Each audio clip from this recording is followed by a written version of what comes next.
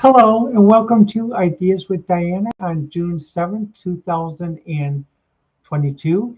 Um, One thing I'd like to say, which is different from when you normally see me, I'm normally wearing my wigs, but this summer I'm trying a new look.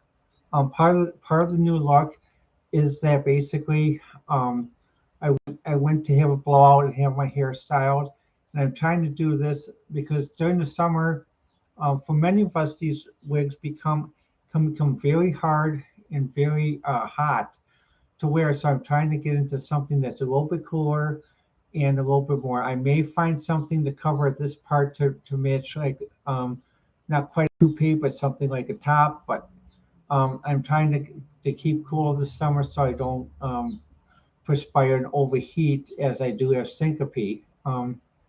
Well, in today's chat, I'd like to talk about three things. One topic is the drive-in.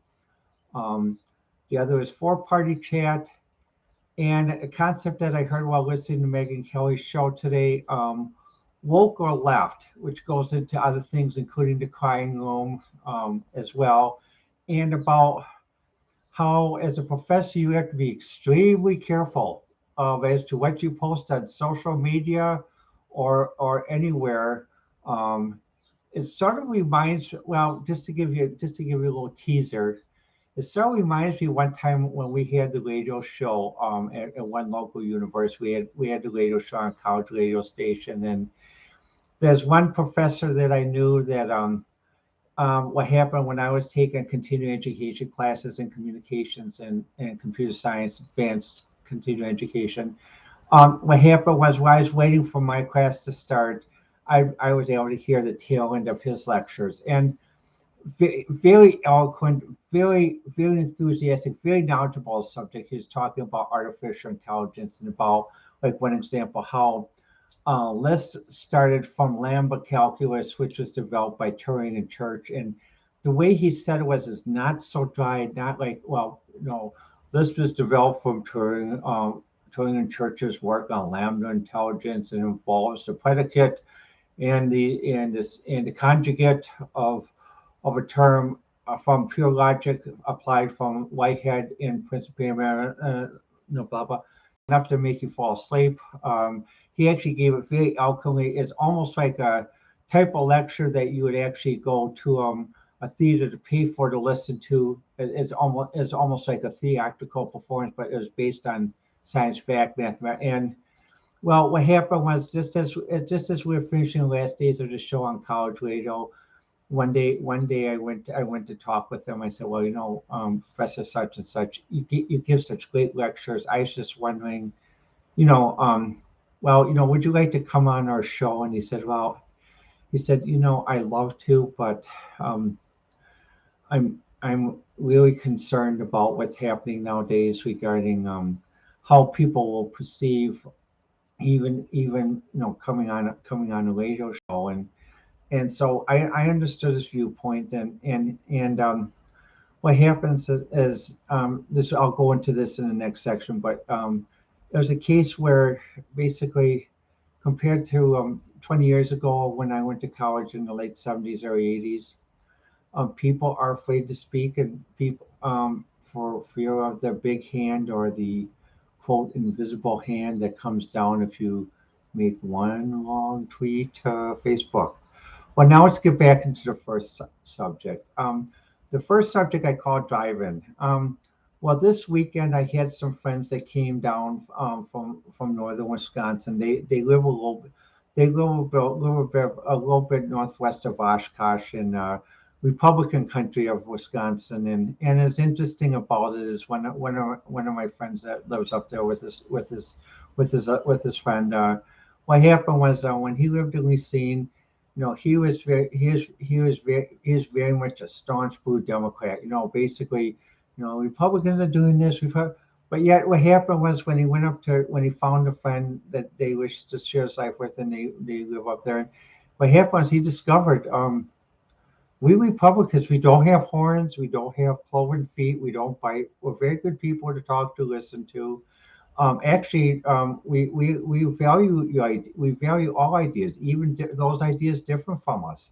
We welcome it. I mean, we don't like to listen to the same spoon-fed thing, same canned thing day after day after day. That's why we like supporting different things like science fiction, also reading different journals and even journals that aren't our point of view. Basically, we welcome it. And if you say something, we're not going to chastise. We're not going to say, "Oh, you shouldn't believe this." No, we're not going to say that. No. Or like, well, just to give you an example, like one time when I was in the Kingdom of Evanston, I always use this as a metaphor because it really is like Hans Christian Andersen's story about a king who doesn't realize that he has a divided city. When he was alive, there's a city on the wall, which in Evanston is basically the Metro line and the CTA line. That's east of Chicago Avenue, and down to about Ogden and in north of Evanston. And then there's west of Chicago, which is the ninth ward, includes the ninth ward, other things.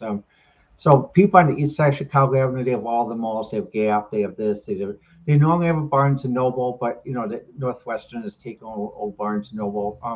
They have a Starbucks, they have some coffee shops, and when they go there, some people can walk all night, but now you go on the other side, like when I used to when I was down there, there are many times that basically someone would ask me. They knew I was transgender, but they said, "Well, please, could you escort us to the post office so we could get to our cars on accosted?"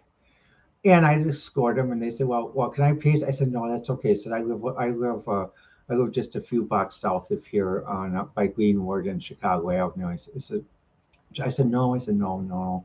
As part of being raised in Wisconsin, we're glad to help you out. We're glad to. We don't expect payment. We're just glad because that's part of how we're raised and part of our faith. And so I walk it.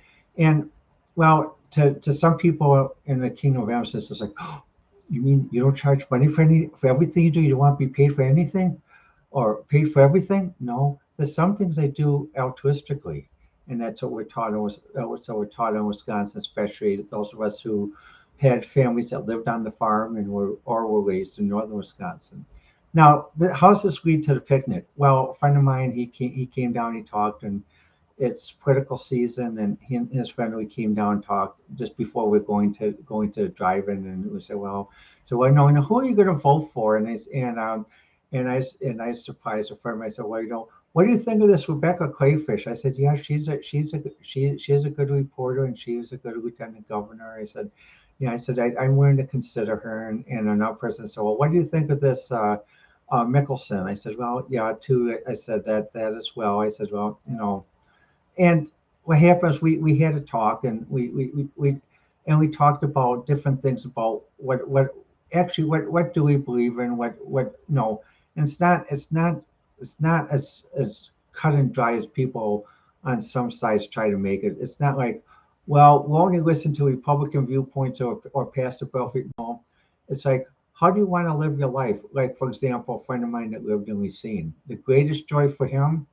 he lived in a neighborhood every night. He hear police calls, many, many, many, many police calls. Goes up north. He said, since I last came down, I only heard 2 police calls, and and to him basically, and also it's nice when they go up there, they can leave the car doors unlocked. They can leave the groceries in the car when they stop over and buy stuff. They don't have to worry about someone opening the door and trying to steal the groceries or anything else. And even like when they come down to, we've seen here where I live in the neighborhood where I live, it's like, well, it's nice your neighbor is still a good neighborhood, and that. So as we got ready to go to the drive-in, we were waiting for another friend of mine to come. And well, what happened at first, basically normally in the past we used to drive down with 2 cars. They would drive down their car and we'd follow behind them.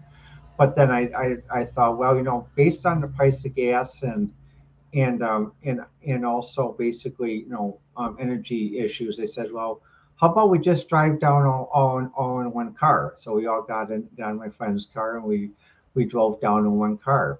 And my friend basically, being a Republican as well, she drove as, like, some people would accuse me as driving as an old grandpa. But to be fair, when I did drive, I had a $50 deductible on my car, and I had a low insurance rate with high coverage, including high liability, high roadside service, and everything.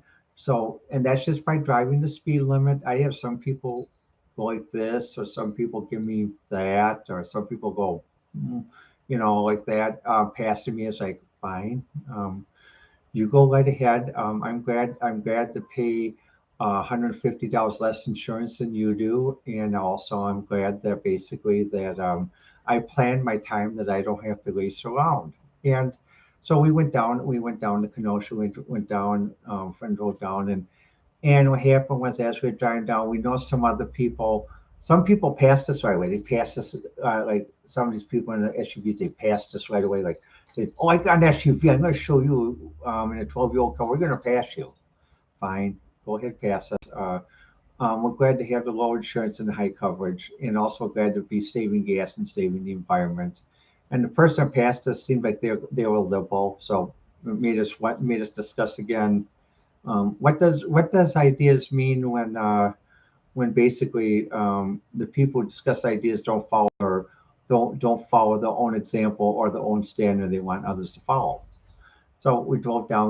We got to our favorite place we went down to Big Star. I had my usual. I had a double cheeseburger with the works, a frosted root beer, and onion rings, and the three of us did, and then the other friend who was with us. He added French fries. And what happened? We ate, we talked, and when we came in, what happened was basically it was packed. I mean, if you can imagine the whole parking lot, the drive-in packed. It was packed. There were a lot of people there, um, and many people enjoying themselves. And now it was different when we went down to Big Star, which may be different compared to some parts of the country.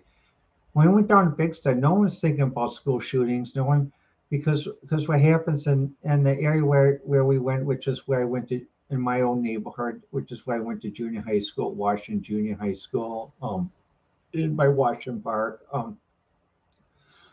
We never had to think about that stuff because basically, even though people in Wisconsin are very very good about having conversations with others, we're not the type to get angry or basically to let someone get so angry, so despondent that they're going to feel that they need to do something to make a point.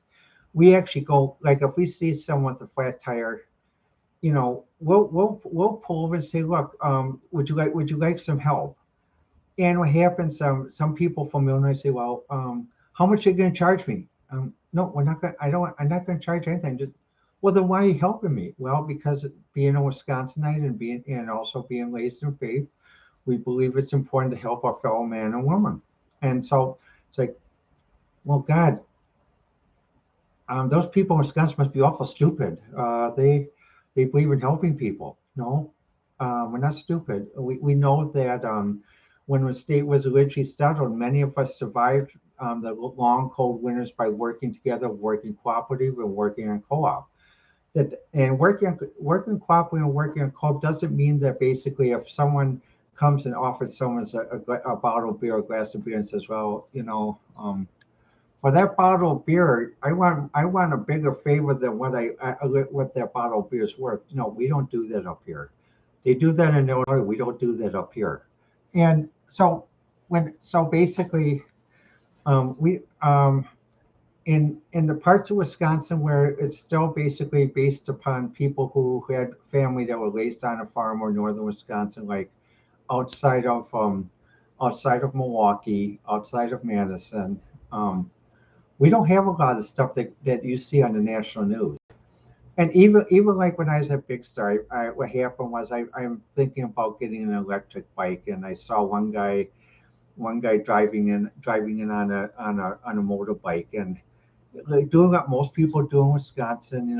I didn't know him, but I said, oh hey, how much did you pay for the motorbike? He said, actually, I make them. I said, well, do you got a business card?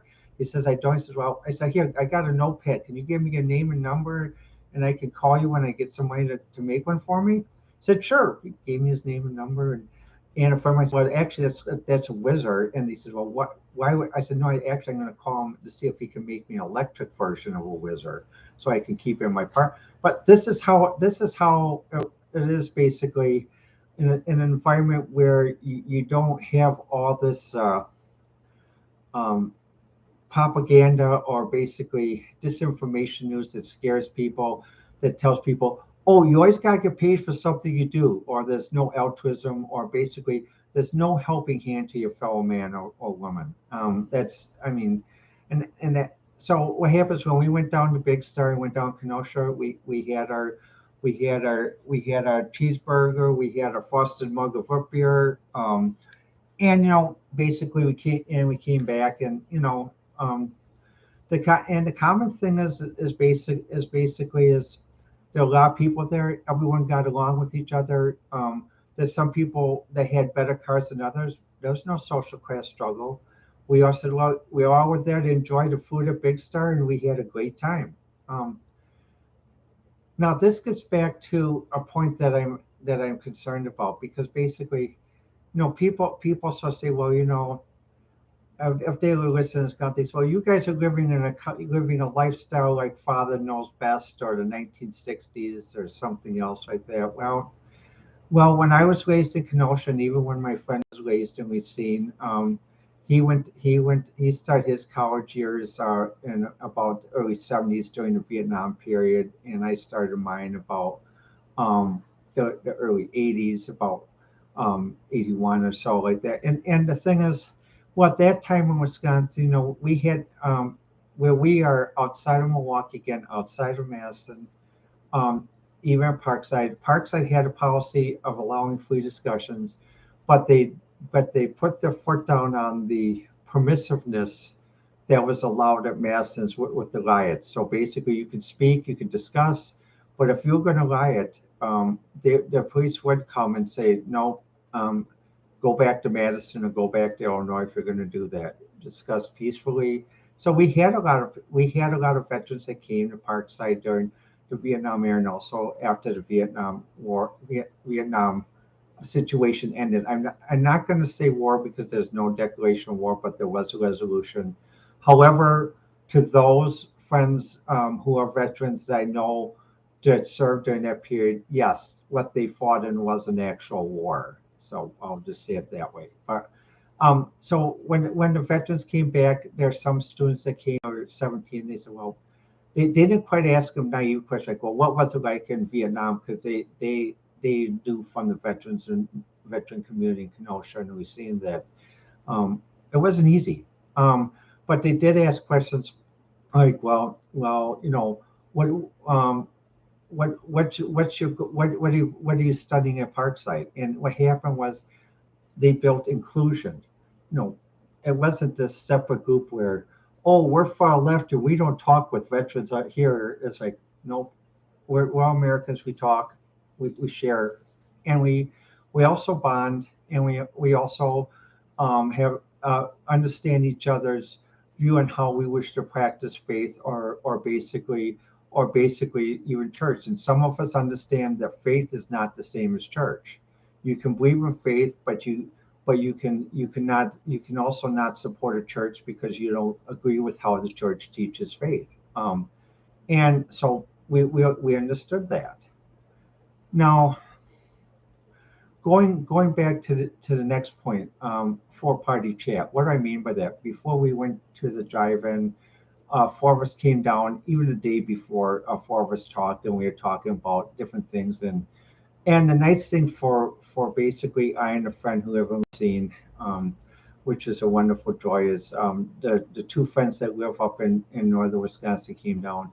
We're all LGBTQ Republicans, which to some may seem like an oxymoron. And really, and also all four of us, we understand people with understand the need for personal pronouns, but we still have concerns when people say, well, I'm a they, I'm a them. Well, you know, um, in our generation, grammatically, they and them referred to inanimate objects. It didn't imply to they and them were not considered a pronoun because it's not they don't refer to a person, and so we have a little trouble with that. So when we meet people, sometimes we'll make a mistake and say, well, hi, you're and sometimes people get offended and say, well, I'm not a woman, I'm a they. Well, I'm sorry, I didn't mean I'm sorry. I was just making an assumption based on the way you were dressed and based on your demeanor and comportment. Some people who are very broad-minded understand this. They say, well, yes, I understand. But other people who are basically of this narrow-minded woke or narrow-minded other group is like, well, you really offended me. That was a microaggression or that was a macroaggression. No, I did not I did not, this was not a macroaggression. It was an honest mistake. I made an assumption, and I wasn't trying to change your identity. So please, I understand we are not perfect people. We do make mistakes. Um, so when we had this four-party chat, what happens is nice to be able to talk about things in ways that sometimes two of us down here who are in a liberal, sometimes in a liberal society where we feel we are cloaked or smothered by this left liberalism, neoliberalism, or woke liberalism, that we really can't speak. We have to be careful how we speak in public because, or even in a coffee shop, because sometimes what will happen in a coffee shop, basically, I and a friend will come in and there are a bunch of people here and we'll start chatting and then some people start to listen. Then as they start to listen, they'll somebody will go all the way over to this other side of coffee room. It's almost like high school. Again, all the way over to coffee. And and basically it's like we're just having chats that we normally would have had 10 years ago. And 10 years ago, people would have valued the diversity and the expansion of thought. Or another thing we had one time, we had at one coffee shop we went to basically 2 weeks ago. We're talking, and there's one person sitting in the corner here, and I guess he must have been agitated because he came and he says, "Well, which Australian actress invented the internet?" And I had to think about this, and the reason I had trouble answering is because this actress I thought was always American. I didn't realize she is actually had a had, Heather, I forgot her last name, but she is a famous 40s actress. And actually, what happens, she developed many patents, including one for the Navy for Wi-Fi controlled torpedoes. And one still uses some of her patents for making Wi-Fi devices for cell phones and that. And basically, she's a very intelligent woman. She worked in a very macho Hollywood. So that time, basically, they tried to keep her as an actress rather than valuing and even paying her for her intelligence. Well, when this person came, and then when I realized who it was, and I was trying to extend the conversation, he quickly came and zoomed out. So it's like, it made me wonder. Well, is this a shark attack because he was mad about what we were talking about um, and because normally most people, when they come up to you, they like to stay for a few minutes and say, well, it's nice meeting you. I'm glad to see fellow people that understand internet. But no, there's just this question. And then once he proved his point that basically I had a memory lab Zoom, and my friend and I were very surprised.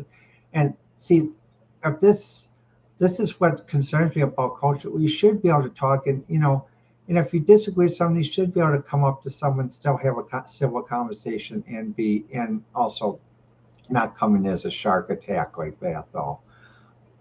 This is why when the two friends came down from up north, we could actually talk about different ideas, like with the Wisconsin election, about what we thought of Rebecca Crayfish, and many of us are in agreement about Rebecca Crayfish, that we feel we'll support her like that, though. And one friend in our group was basically saying, well, really, I prefer this. I prefer this Mickelson, who is endorsed by the Milwaukee County Sheriff, former Milwaukee County Sheriff, in that. But again, it's nice to have a conversation where we didn't have to be very careful, like, who's listening? Are we talking too loud? Do we have to worry about people getting offended or something else? Because we are free thinkers, we are independent thinkers, and that's sometimes what I worry about with this last election, because this Thursday, they're going to have this thing from the special committee that's formed regarding the January 6th incident. And they have a former network producer who's going to produce the media. So it's supposed to be like a movie to make it more flowing to understand what's going on. And well, what I'm going to do is I'm going to get some potato chips, sour cream dip, make some sandwiches, get some coffee. I'm going to try to listen to as much as I can with an open mind. However, though, something to consider about this, closing a discussion about the four-party chat. Internet, when I came on internet in 1983, was supposed to be a forum of ideas, a war of ideas. Now, what do I mean by a war of ideas? I don't mean a war of ideas where we're going like this, we're fighting each other, we're hitting each other. No, I mean an intellectual war of ideas where we're discussing arguments logically and with civility and proper demeanor and comportment. We don't. Some people may say, well, what the? Okay, fine. That's a guttural reaction, like hitting your thumb with a hammer. I mean, many of us who are part, we don't expect people to, if someone's putting a nail and they hit the thumb and say, "Oh my God, I hit my thumb with my hammer." No, of course not. When someone does it, they're going to say, and that's natural. That's natural because it's a biological reaction. It's a cognitive reaction, but it's not something they learn. It's something that is natural. So, and that is honest. Now, what happens when basically the new administration started, and even before that, what happened?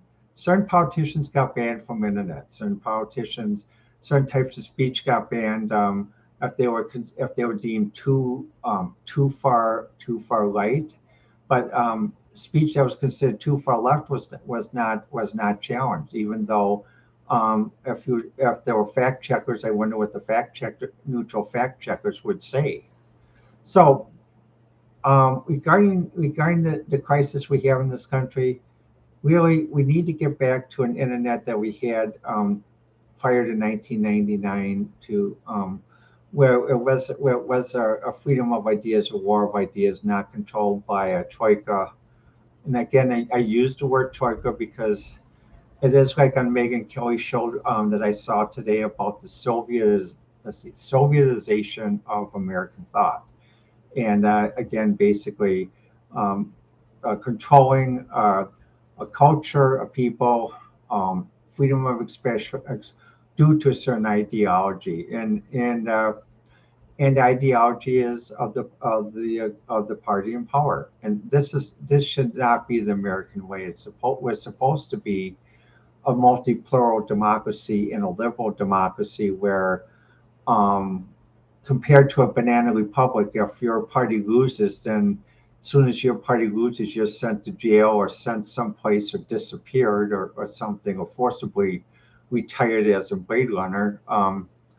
No, America is supposed to be a liberal democracy, and so we're not supposed to be banning people by a troika from the internet. We're not supposed to be banning thought by a troika from the internet, meaning big tech, and that. And also, when we discuss issues, we're not supposed to be basically polarizing each other, because remember, no corny phrase, united we stand, divided we fall.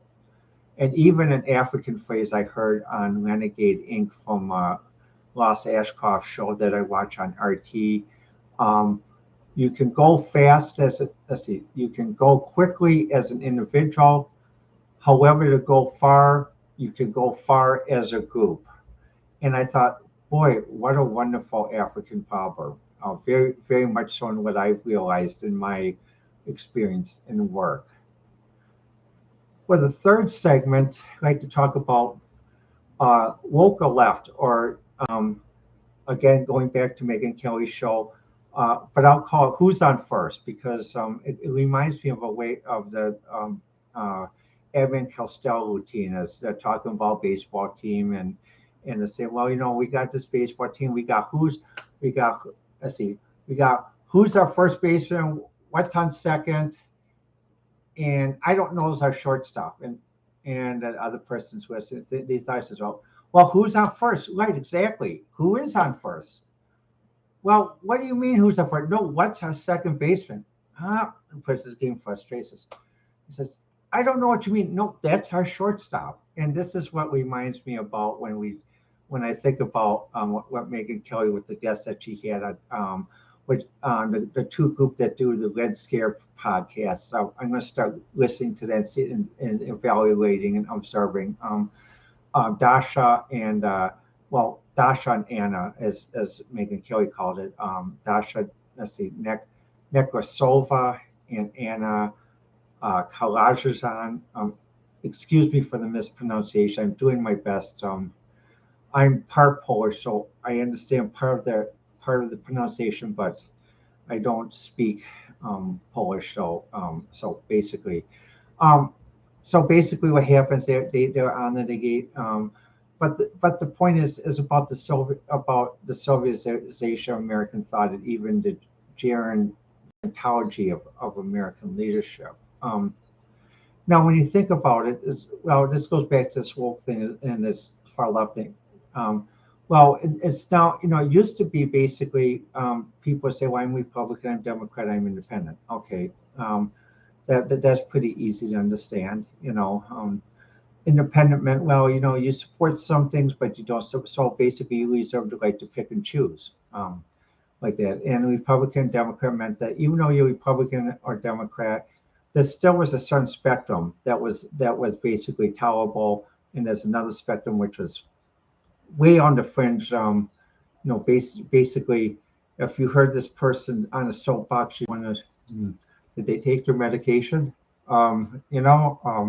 So what happens now? Basically, there's more further subdivision. So there's woke, the far left, and the left. So basically, it's like basically like my friend that used to live in Lucy and now lives up north. But he found out is one point he's finding out that many people who are part of the left have concerns about the woke and the far left, and actually they're actually moving over to becoming Republicans. And it's not like Invasion of the Body Snatchers, the 1950s movie or the 1970s solo version of the movie where, well, just wait, you got to sleep sometime. Eventually you'll become a Republican. No, what happens is when you talk about people, you say, well, what do you think about this gas prices? No, right now we're seeing it's let's see, $5.19 a gallon.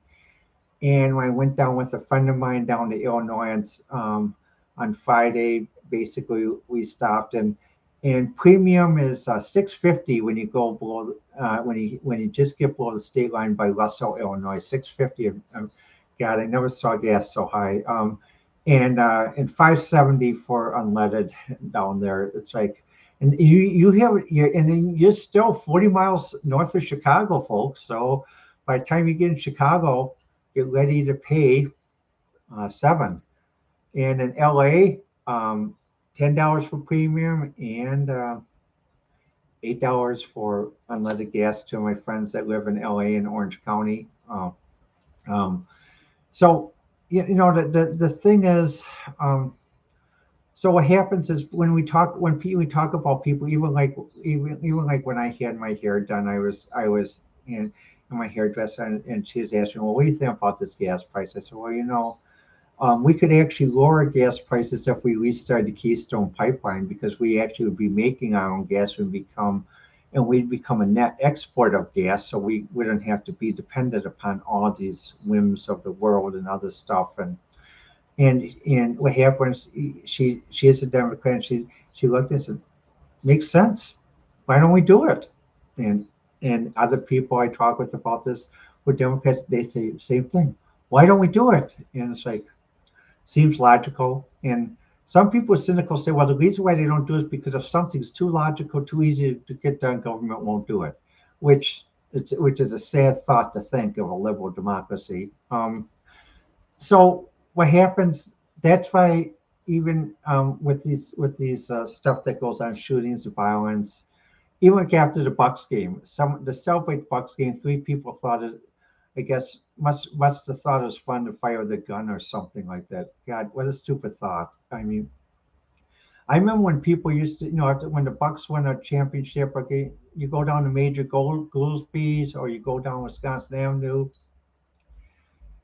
share a pitcher of beer with friends and say, boy, wasn't that a great game? We're going to get ready to go to the championship, or like we did in Kenosha, like there when Bradford when I was in high school and Bradford went to the state championship, we went down to we went down to Spot Drive-In, we went down to Big Star, we went down to Andy's, and we had something to eat, and we talked and cheered and everything else, and like that.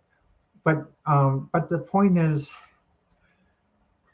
even people who think they are far left or basically on this subdivision, there is a division between the left, far left, and woke.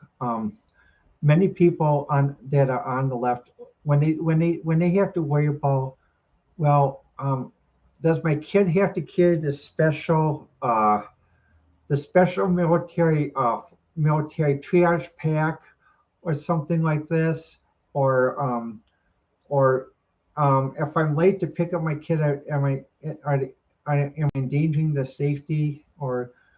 Or the other thing is, well, do we really have to consider teachers having like an old police vest with a 38 stub nose? So if someone comes into the room, they have to pull that stub nose and shoot off the attacker. Oh, come on now. I mean, when I went to school, I had to worry about bullies because basically at the time I was the brain. Also, I was a little bit different. I played sports. People could tell that basically I didn't completely believe in the macho culture. But what happened though, we didn't have to have our teachers carrying a Somnos 38 or something else like that. But however, the other point is though, Kenosha is a veteran community, and my grandfather's name is inscribed on the wall at Simmons Library. But many veterans would even say, look, it's not an issue of taking away everyone's guns. It's going to that'll make us a rougher society because, yes, when people say, well, based upon in other countries, people that don't have guns, there are fewer shootings. Of course there are. Because basically the reason why is because most people end up dying because someone takes a knife and puts it in the stomach or the abdomen, and some of those statistics are not. I just wonder how much of those statistics are actually reported in full in that. And what happens is the thing is, it's very painful for someone to die from a knife attack like that though and stuff. And also, when you don't have the ability to defend yourself, no, like that. Something about what this society is that the other thing is, why do people do stuff like they do? The comment is, well, this person has mental illness. We're gonna lock away all the mentally ill people, and we're gonna over medicate them. Again. Stop talking to the cameras, stop doing the passion play, stop the preaching. Let's get down to the facts. Why is this person upset? Someone may be upset because of the work environment. But they'll say, okay, well, let's over medicate. Well, as many people who have mental illness or see a psychiatrist, they know that the medication works for the first 3 months, and then afterwards there's diminishing effects. And that's why on TV you see all these advertisements for the secondary medicine. If you have tremors, you have tardive dyskinesia. And another part is if you're on state medical insurance. Let's say someone says, okay, well, I see this one medication on TV that's going to eliminate my tardive dyskinesia. One doctor says, oh, great, okay, I'll write your prescription. The doctor writes a prescription. You go to Walgreens to get it filled, and the doctor puts on the prescription, fill this medication, no generics. Okay, Walgreens sends it in. Well, um, the state will only fill this if you agree to pay 90% of the cost, which may be $160 for a month. And so it happens many people can't pay that high surcharge, so they say, well, state will pay for you for generic something that's 40 years old, and that's not effective for tardive dyskinesia, but just maybe a little bit. So really, um, it is healthcare, but it also is community though, because basically, when I was raised in Kenosha and raised in Wauwatosa, we helped each other out. It was very common. A lot of times, if someone, even if they're going to work and someone had trouble getting the car, a neighbor would come over. If he had a battery charger, he'd say, "Well, here, come on, let me hook up my battery charger." So the guy didn't have to call a tow truck or triple. He said, "Here, I'll help you get started." Or even like when I had my '77 Mercury, my dad did my parents, and those days the cars had what's called a carburetor. So sometimes if the car didn't start on the way it has started, you would have to pour gas in the carburetor and turn it. But the problem is if you put too much gas in, then you have to get a lug to put over it to put out the flames, because you couldn't put out water because it's poof. But what happened though, even neighbors basically, they come over and help say, look, here, you turn the crank and we'll be there just in case if you need to put it out. No one's done this like, well, you owe me a favor, or you owe me $20. No, it wasn't anything like that. It's like, well, thanks for helping us, and no, that's how we did it. And we didn't have all this um, anxiety or hatred like this and stuff. And when I see these passion plays about people say, well, let's ban all guns, let's ban this is all do it. Please, take a deep breath, calm down, maybe have something to drink, or maybe have some Irish coffee to drink, that get you mellow a little bit, so you can get away from the hysteria. Shut off the TV a little bit, and and really take time to analyze what has happened in that though. In closing, what I like to say is, the drive-in, when my friends came down, they came down. We went to a drive-in. We had a picnic, and basically, we had a good time. And when we went to Big Star, I mean, the whole parking was full. And what happened was, so we pulled in. We had to get the car in between two other cars, and people were patient. There wasn't anyone. There was one person came in that took our first spot. They were from Illinois. They came out like this to zoom in and grab it. But the other people, when someone drove out, they waited for us to pull in, and that was it. So what happened, since we found a spot, we didn't worry about this one guy that jumped ahead of us, and stole the spot. And everyone there had nice sandwiches and everything else. And at Washington Park, they had the Kenosha Wheelmen who were doing some sort of event, either practice or something else for bicycle racing. And outside the track oval, they had one group of Harley riders who were having an event. And it's interesting when it's different compared to sometimes what I hear and we've seen. At the Kenosha events, when I was down there, sure, everyone has their own brand of music, but guess what? I didn't hear while driving on Washington Road to Big Star. I didn't hear this boom boom boom thump thump thump boom boom boom thump thump thump. Everyone kept it down to a proper level so as not to do noise pollution or not to do a noise violation, which is again the way I was raised in Kenosha, and my friend was raised in Old Racine. And sometimes people say, well, you Republicans want to go back to your old ways. But sometimes some of the older policies were better. I mean, and my friend who lives up north, he values people who are Republican up there. Even my friend and I, when we went up there to rummage sale in the 2006, 2020 election. We talked with them.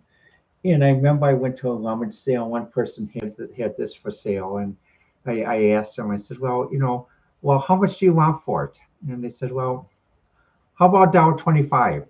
Okay, deal. And so I bought it, and it's a full. It fully works. It's not damaged. It fully works. And what happens? They're selling because her husband was retiring, and they're getting ready to, go on to the next phase of their life. But we talked a little because they had a Trump sign in the yard, and we said, and I said, well, and she asked, they said, "Are you fine?" I said, "Well, we're from South Houston."